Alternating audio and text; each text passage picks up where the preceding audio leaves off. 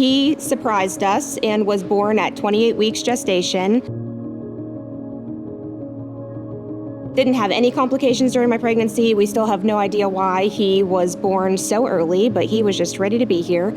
And because he was so premature, he had to spend an extended time in the NICU.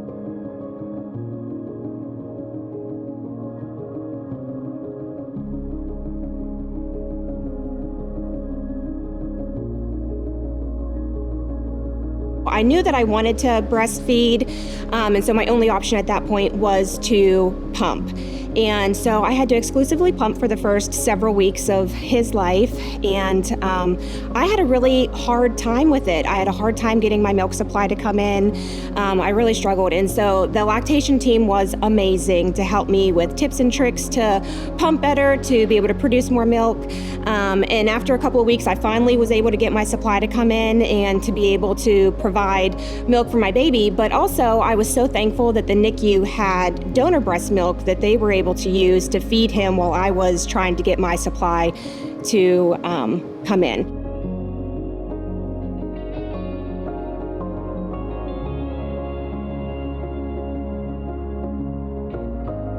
Lactation was there to help me through that whole transition as well.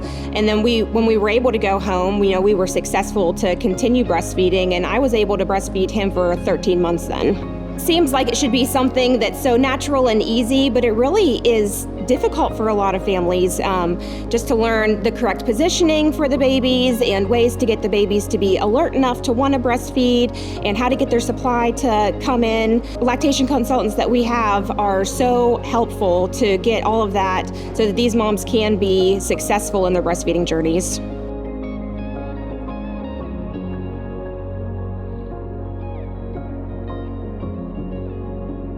I ended up being able to donate around 600 ounces of breast milk to a donor bank.